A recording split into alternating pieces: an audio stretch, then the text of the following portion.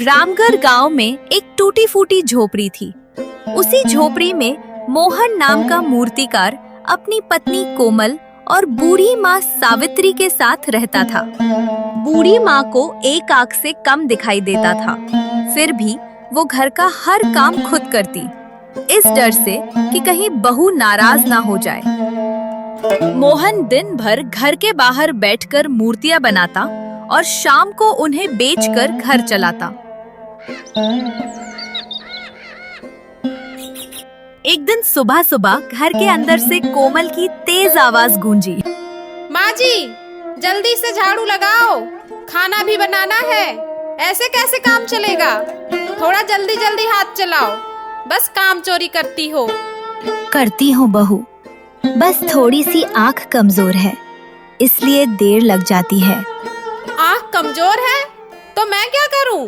और ये भी सच है कि जैसा माँ वैसा बेटा। इनका बेटा भी पूरा काम चोर निकला। बहू, तू ऐसा क्यों बोल रही है? क्यों ना बोलूं? अगर कोई ढंग का काम कर लेता या अपनी मूर्तियों के दाम बढ़ाकर बेचता तो हम आज इस हालत में न होते। मोहन दिन रात मेहनत करता है कोमल, तू यह मत भूल। मेहनत से पेट नहीं भरता माँ जी, पैसे से भरता है। और पैसा तब आता है जब आदमी में अक्ल हो। तभी बाहर से मोहन की आवाज आई। वो अभी अभी घर लौटा था। कोमल, जरा एक लोटा पानी तो दे दो, गला सूख रहा है। कोमल का चेहरा एक पल में बदल गया। वह मुस्कुराते हुए बाहर निकली और मोहन को पानी थमाया। लो जी, पी लो।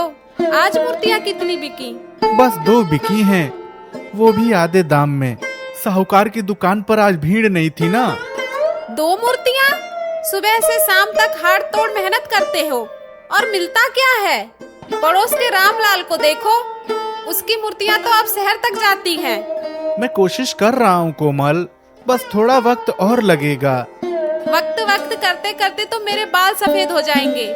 इस बुढ़िया का पेट भी भरना है, घर का खर्चा भी चलाना है, और तुम हो कि रोज वही 2-4 मूर्तियाँ बनाकर बैठे रहते हो। कोमल, माँ के सामने ऐसे मत बोल। मैं झूठ थोड़े ही बोल रही हूँ। सच सुनकर बुरा लगता है तो मत सुनो। सावित्री ने ये सब भीतर से सुना। अगले दिन शाम ढल चुकी थी। मोहन अपनी टोकरी लिए घर लौटा। दरवाजे पर पहुंचते ही उसकी नजर माँ पर पड़ी।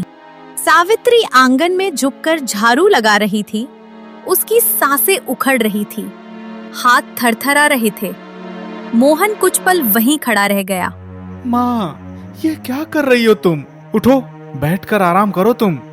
अरे बेटा, तू आ गया। बस ये बर्तन बचे थे, सोचा निपटा ही दूं। माँ, तुम्हारी आँख से तो ठीक से दिखता भी नहीं है, फिर भी दिन भर काम में जुटी रहती हो। तुम काम क्यों करती हो, बताओ मुझे। बेटा, ये तो मेरा ही घर है, मैं काम नहीं करूंगी तो कौन करेगा?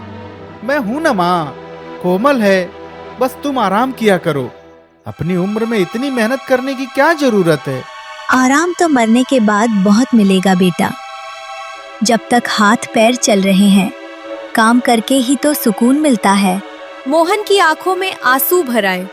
उसने माँ का कांपता हाथ अपने हाथों में ले लिया। मुझे माफ कर दो माँ, तुमने इतनी तकलीफ उठाई और मैं कुछ न कर सका। एक ढंग की जिंदगी भी नहीं दे पाया तुम्हें। ऐसा मत बोल मोहन, तू मेरा बेटा है, तूने कभी कोई कमी नहीं रखी।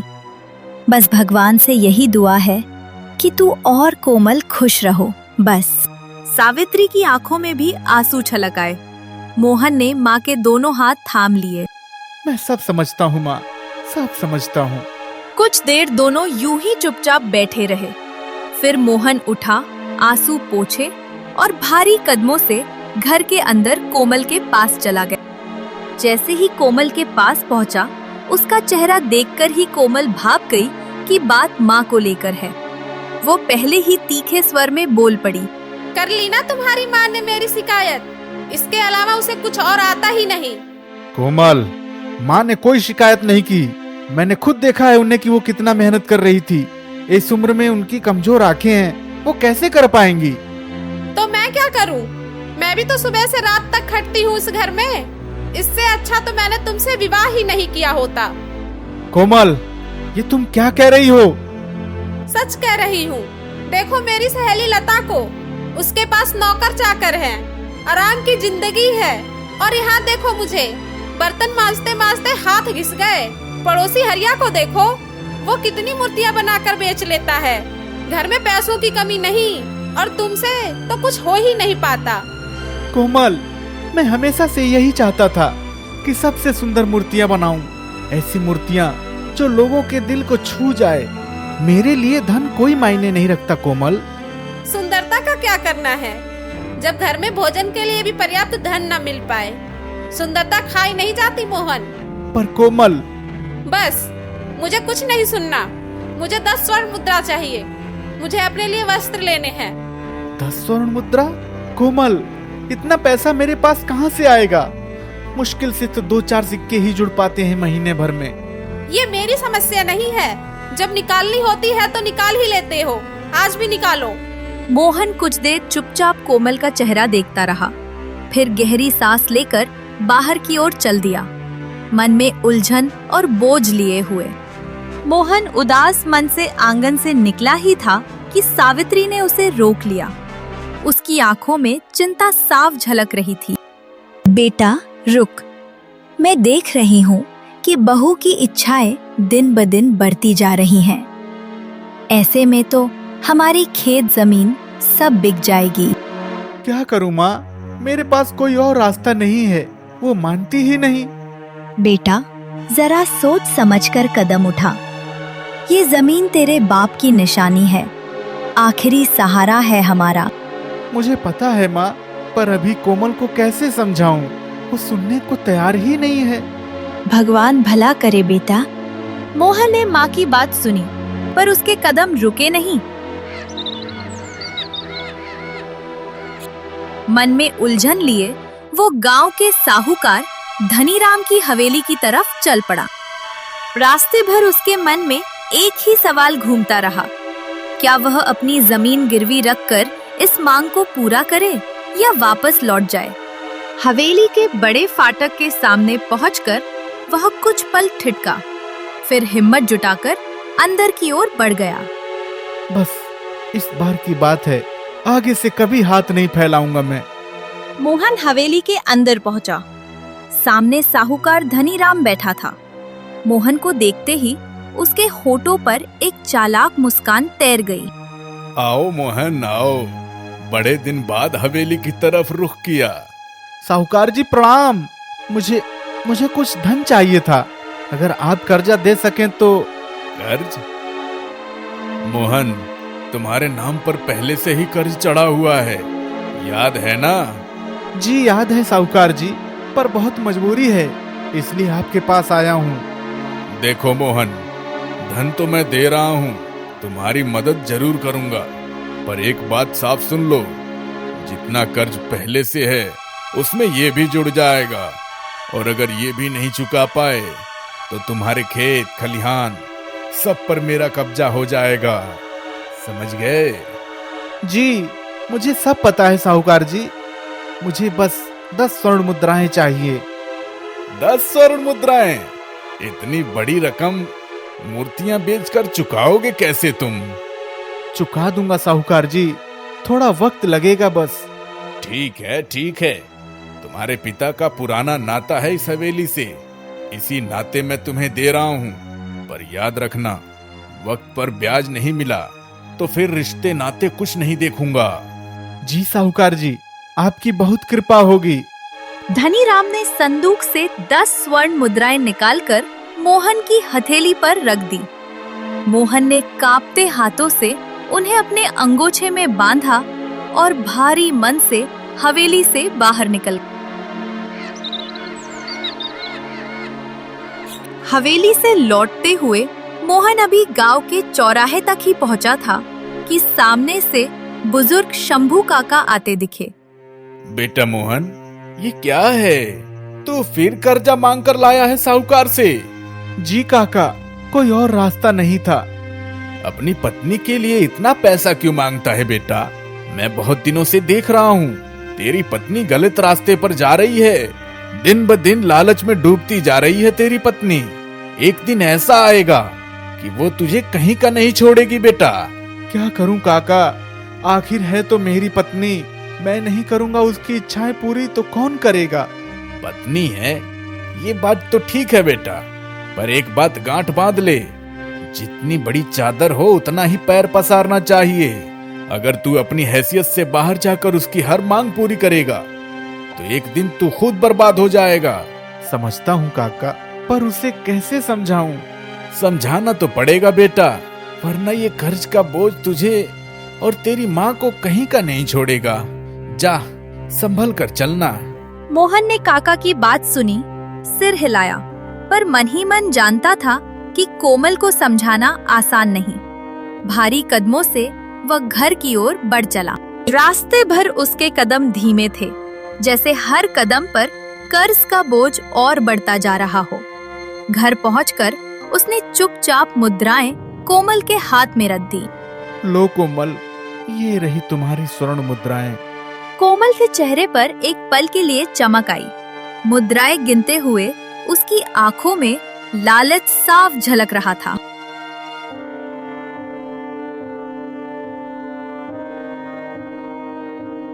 अगली सुबह सूरज की पहली किरणों के साथ ही मोहन अपनी झोपड़ी के बाहर बैठकर मूर्तियां बनाने में जुट गया। कुछ दूरी पर हरिया भी अपनी दुकान सजाए मूर्तियां बना रहा था, पर उसका काम जल्दबाजी में बस निपटाने भर का था। तभी गांव का एक बूढ़ा आदमी हरिया की दुकान की ओर आया। अरे बेटा हरिया, मुझे एक मूर्ति चाहिए थी, कितने की दोगे? काका, आपके लिए तो केवल 20 स्वर्ण मुद्राएं लगेंगी। 20 स्वर्ण मुद्राएं? इससे अच्छा तो 20 मुद्राएं मैं मोहन को ही दे देता, और उसकी बनाई मूर्ति का कोई जवाब नहीं होता। तो काका उसी से बनवा लो, वक्त बहुत लगता है उसके पास। पर काम तो बहुत अच्छा करता है, तुमसे तो कहीं बेहतर करता है वो। बूढ़ा आदमी बिना कुछ और कहे मुड़ा और मोहन की झोपड़ी की तरफ चल दिया। हरिया का चेहरा गुस्से से तमतमा उठा। मैं तुझे देख लूंगा मोहन, हर बार यही होता है, हर कोई तेरी तारीफ ही करता रहता है। देखता हूँ कब तक चलता है ये सब। उधर मोहन बेखबर अपने काम में डूबा था। जब बूढ़ा आदमी उसके पास पहुंचा। राम राम मोहन बेटा। राम राम काका, आइए आइए, कैसे आना हुआ? बेटा एक मूर्ति चाहिए थी ठाकुर जी की, सुना है तेरे हाथ में जादू है। काका आप पहले बैठिए, मैं अभी कुछ नमूने दिखाता हूँ आपको। अरे वाह मोहन, ये मूर्ति तो जीवंत लग रही है, मानो अभी बोल पड़ेगी। बता कितने दूं इसके? काका आपके लिए बस 10 स्वर्ण मुद्राएं। बस 10 स्वर्ण मुद्रा? बेटा हरिया तो इसके 20 स्वर्ण मुद्राएं मांग रहा था, और तू इतनी सुंदर मूर्ति बस 10 स्वर्ण मुद्राओं में दे रहा है। काका पैसा मेरे लिए मायने नहीं रखता, मुझे बस इतनी खुशी है कि मेरे हाथों की बनी मूर्ति किसी के घर की शोभा बढ़ाएगी, किसी के पूजा में काम आएगी। इतना ही बहुत है मेरे लिए। बेटा तेरे जैसे लोग इस दुनिया में बहुत कम बचे हैं, भगवान तेरा भला करें। बूढ़ा आदमी मूर्ति को बड़े जतन से कपड़े में लपेटकर चला गया। दूर खड़ा हरिया ये सब देख रहा था। उसकी मुट्ठियां भिज गईं। ये मूर्ख नहीं समझता कि यही उसकी सबसे बड़ी कमजोरी है, इतनी मेहनत और बदले में कुछ नहीं।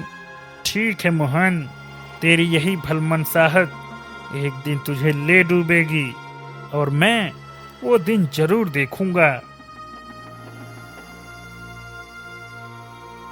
शाम ढले मोहन घर लौटा तो कोमल फिर शुरू हो गई। तुम जैसा दम लगाते हो अपनी मूर्तियों में, उतना तो कोई फल ही नहीं मिलता। देखो हमारे पड़ोसी हरिया को, तुमसे तो खराब मूर्तियां बनाता है, फिर भी अच्छे दाम लगाकर खूब धन कमा लेता है। कोमल, हर किसी का अपना तरीका होता है काम करने का। तरीका नहीं, अक्ल चाहिए मोहन।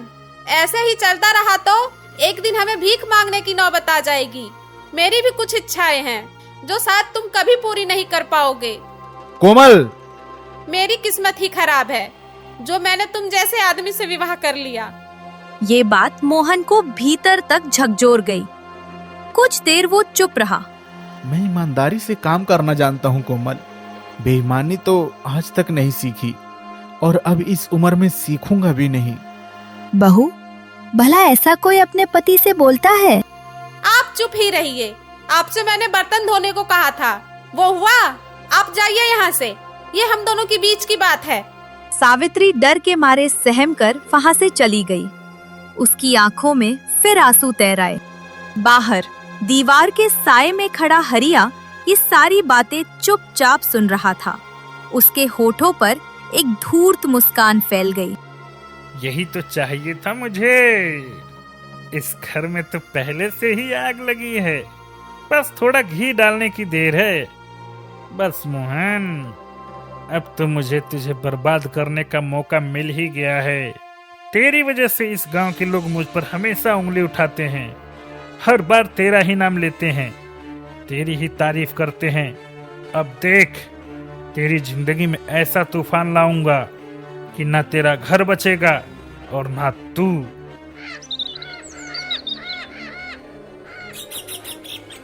कुछ दिनों बाद गांव में हलचल मच गई। राजमहल से मंत्री जी अपने सिपाहियों के साथ पधारे, ढिंडोरा पिटवाते हुए। पूरा गांव उन्हें देखने उमड़ पड़ा। सुनो गांव वालों, महाराज की एक भव्य मूर्ति बनवानी है जो राजमहल के मुख्य द्वार पर स्थापित होगी। हमने सुना है इस गांव में 2 कुशल मूर्तिकार हैं, मोहन और हरिया। तुम दोनों वो मूर्ति बनाओ। जिसकी मूर्ति सबसे उत्तम होगी उसे मुंह मांगा दाम दिया जाएगा।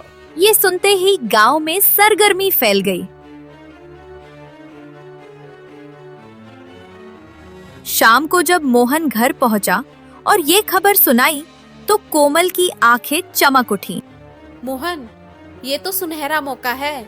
तुम अपनी मूर्ति का दाम 1000 स्वर्ण मुद्रा लगाना। नहीं कोमल, ये तो 400 में ही तैयार हो जाएगी। इतना दाम मांगना ठीक नहीं है। 400? तुम्हारा दिमाग लगता है काम नहीं कर रहा। इतना बड़ा मौका बार बार नहीं आता मोहन, समझा करो। मैं बेईमानी का धन नहीं चाहता कोमल। जितनी मेहनत, जितनी लागत, उतना ही दाम लूंगा। ये मेरे वसूल हैं। उसूलों से पेट नहीं भरता, पर मैं तो बस अपने हक की बात कर रही हूँ। तुम लालच में अंधी हो चुकी हो कोमल। ये तुम्हें किसी दिन ले डूबेगा। बस ज्ञान मत दो मुझे। जैसा मन हो वैसा करो, पर याद रखना ये मौका फिर हाथ नहीं आएगा। मोहन कुछ नहीं बोला, बस उठकर अपने औजार उठाए और मूर्ति बनाने में जुट गया। कुछ दिन बाद कोमल अपनी सहेली लता के घर से लौट रही थी। रास्ते में हरिया सामने से आता दिखा और उसने जानबूझकर कोमल का रास्ता रोक लिया। कैसी हो कोमल? क्या बताऊं हरिया भाई, जैसे तैसे दिन गुजर रहे हैं। मैं सब समझ सकता हूँ। मोहन जैसे हुनरमंद आदमी को महाराज से 1000 स्वर्ण मुद्राएं मांगनी चाहिए, पर वो तो मूर्ख निकला। यही तो मैं भी समझाते रह गई, पर वो सुनता ही नहीं। देखो कोमल, मैं तुम्हारी मदद कर सकता हूँ। सच बताऊं तो मेरी एक भी मूर्ति नहीं बिकती आजकल। हालात मेरे भी कुछ अच्छे नहीं हैं, पर अगर तुम मेरी थोड़ी सी मदद करो तो जो 400 मुद्रा में मूर्ति बिकने वाली है, मैं उसे 600 मुद्रा में बिकवा दूंगा। 600 मुद्रा? कैसे? मुझे बस पत्थर खरीदने के लिए धन चाहिए। तुम साहूकार धनीराम से 50 मुद्रा और मांग लो। मैं उससे अच्छा पत्थर खरीद कर महाराज की शानदार मूर्ति बनाऊंगा, और जिस रात मोहन की मूर्ति तैयार होगी उसी रात मैं चुपके से उसे तोड़ दूंगा। तोड़ दोगे? हाँ, फिर महाराज के पास मेरी मूर्ति खरीदने के अलावा कोई और रास्ता नहीं बचेगा, और मैं उनसे 1200 मुद्रा मांगूंगा। उसमें से 600 मुद्रा तुम्हें दे दूंगा। सोचो कोमल, 600 मुद्राएं, तुम्हारी सारी इच्छाएं पूरी हो जाएंगी। ठीक है हरिया भाई, 2 दिन बाद मूर्तियां तैयार हो जाएंगी। बस इतना ही काफी है। मैं रात को आकर सब कुछ तोड़ दूंगा। तुम बस पैसों का इंतजाम कर दो, बाकी सब मुझ पर छोड़ दो, मुझ पर। कोमल ने सहमति में सिर हिलाया। दोनों अलग अलग दिशाओं में चल दिए। एक साजिश की डोर अब बुनी जा चुकी थी। ये सारी बातचीत पास ही एक पेड़ की आड़ में खड़े मंगल काका सुन रहे थे। ये तो बहुत गलत हो रहा है। अपनी ही पत्नी अपने ही पति के खिलाफ साजिश रच रही है, वो भी उस हरामखोर हरिया के साथ मिलकर। मुझे मोहन को बताना ही होगा। वह कुछ कदम आगे बढ़े ही थे कि रुक गए, माथे पर हाथ फेरते हुए सोच में डूब गए। पर बिना सबूत के कौन मानेगा मेरी बात? कोमल तो साफ मुकर जाएगी और हरिया भी। उल्टा मोहन अपनी पत्नी पर शक करने लगेगा, घर में और कलह मच जाएगा। नहीं, ऐसे नहीं चलेगा। मंगल काका धीरे धीरे वहां से खिसक गए, मन में एक ही संकल्प लिए, मोहन की मेहनत और ईमानदारी को यूं बर्बाद नहीं होने देंगे।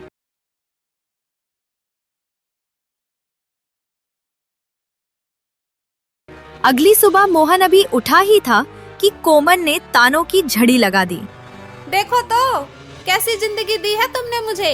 न ढंग के कपड़े, न गहने, कुछ भी तो नहीं। पूरे गांव में मुंह दिखाने लायक भी नहीं छोड़ा तुमने मुझे। कोमल, सुबह सुबह फिर शुरू हो गई तुम। शुरू नहीं हुई, ये तो रोज की बात है मेरी जिंदगी में।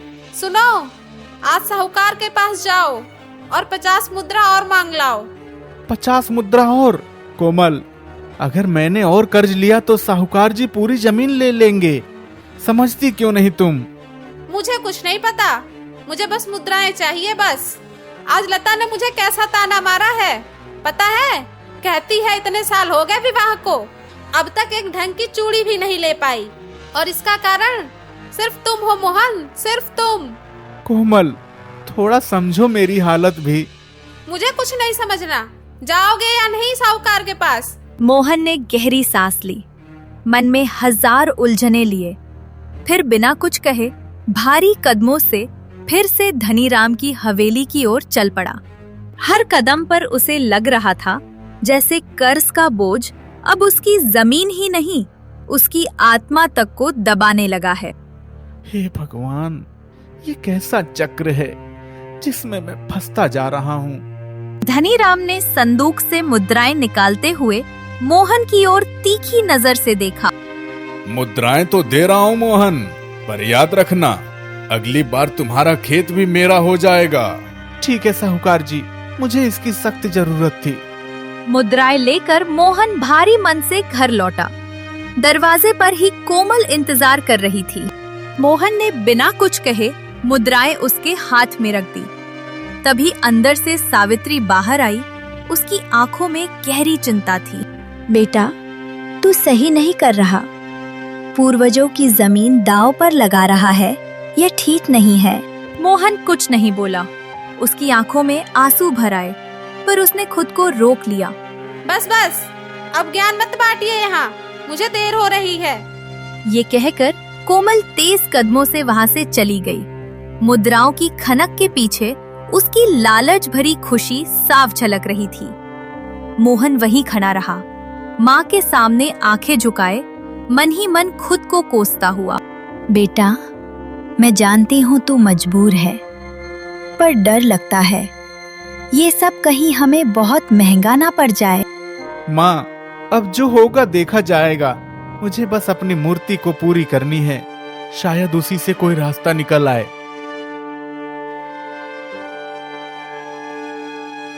उसी रात जब सारा गांव सो चुका था, मंगल काका चुपके से मोहन की झोपड़ी के पास पहुंचे और धीरे से आवाज दी। मोहन बेटा, बाहर आ जरा, जरूरी बात करनी है तुझसे। मोहन चौंक कर बाहर आया। काका के चेहरे पर छाई गंभीरता देखकर उसका मन आशंका से भर गया। काका, इतनी रात को सब ठीक तो है ना? बेटा, मैं तुझे कुछ बताना चाहता हूँ और शायद सुनकर तुझे यकीन ना हो, पर सच यही है। तेरी पत्नी कोमल हरिया के साथ मिलकर तेरी मेहनत पर पानी फेरने की साजिश रच रही है। क्या कह रहे हो काका आप? मंगल काका ने धीरे धीरे पूरी बात बताई। कोमल और हरिया की मुलाकात, साहूकार से मांगे गए 50 मुद्रा और सबसे बड़ी बात, मूर्ति तोड़ने की योजना। मोहन ये सब सुनकर पत्थर की तरह जड़ हो गया। काका, आप ठीक कह रहे हैं। मुझे कोमल से ये उम्मीद नहीं थी। वो चाहे जितनी भी लालची हो, पर इतना गिर जाएगी ये कभी नहीं सोचा था। मैंने अपनी कानों से सुना है बेटा, कल रात अपनी आंखों से पुख्ता कर दूंगा मैं। 2 दिन बीत गए। महाराज की मूर्ति अब पूरी तरह तैयार हो चुकी थी। हर रेखा में मोहन की बरसों की मेहनत और हुनर झलक रहा था। मंगल काका की सलाह पर मोहन ने असली मूर्ति को रात होते ही चुपचाप घर के अंदर छुपा दिया और उसकी जगह बाहर एक कच्ची अधूरी मूर्ति रख दी। खुद मोहन अपने कमरे में कोमल के पास जाकर सो गया, जैसे उसे कुछ पता ही ना हो। मंगल काका गांव के 3-4 भरोसेमंद लोगों को साथ लेकर पास की झाड़ियों में छिप। बस अब इंतजार करना है, ज्यादा देर नहीं लगेगी। रात गहरी होते होते चारों तरफ सन्नाटा पसर गया। तभी अंधेरे में एक परछाई हिलती दिखी। हरिया धीरे धीरे दबे पांव मूर्ति की तरफ बढ़ रहा था, हाथ में भारी हथौड़ा लिए। कुछ ही देर में कोमल भी घर से चुपचाप निकलकर उससे आ मिली, घबराई हुई सी।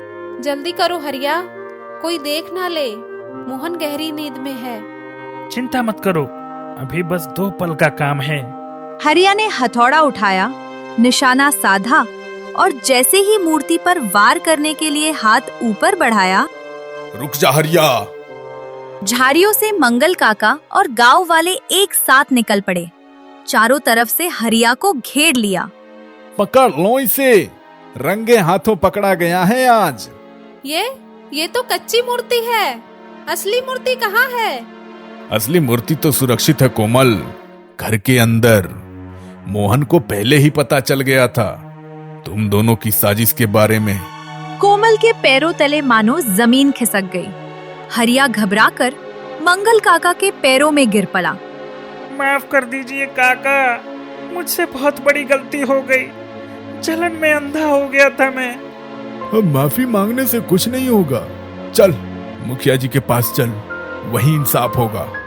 मोहन बाहर आया। सामने का दृश्य देखकर उसका चेहरा पत्थर सा सख्त हो गया।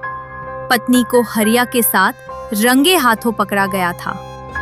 कोमल, आखिर क्यों? मोहन, मुझे माफ कर दो। अगली सुबह पूरा गांव पंचायत के आंगन में इकट्ठा हुआ। मुखिया जी बैठे, सामने हरिया सिर झुकाए खड़ा था। हरिया, बता, तूने ऐसा क्यों किया? मोहन ने कभी तेरा बुरा चाहा था?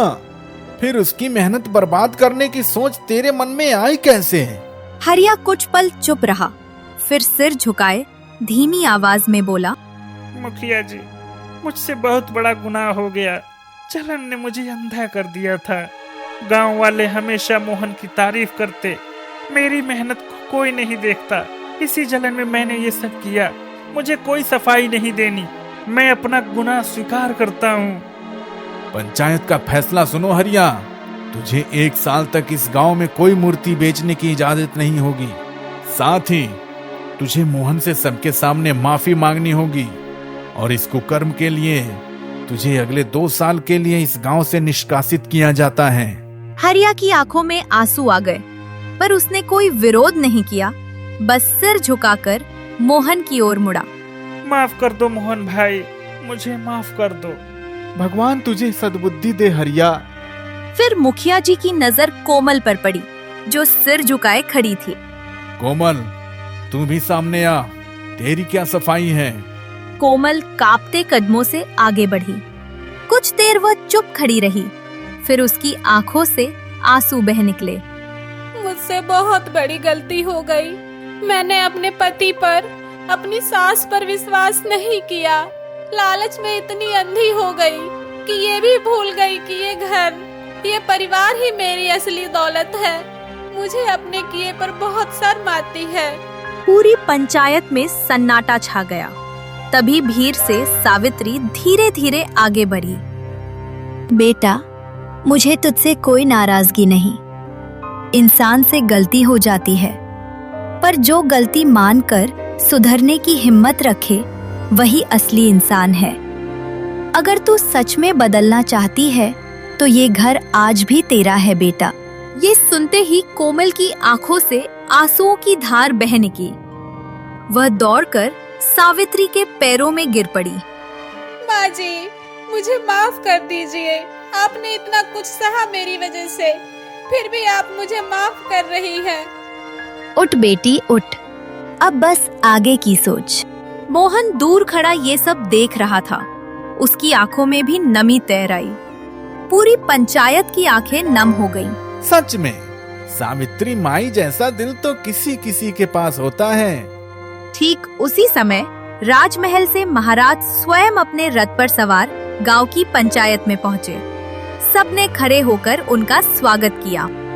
महाराज, इस मूर्तिकार हरिया ने ईर्ष्या में आकर मोहन की मेहनत नष्ट करने की साजिश रची, पर मोहन की सूझबूझ और गांव वालों की सतर्कता से ये षड्यंत्र समय रहते पकड़ा गया।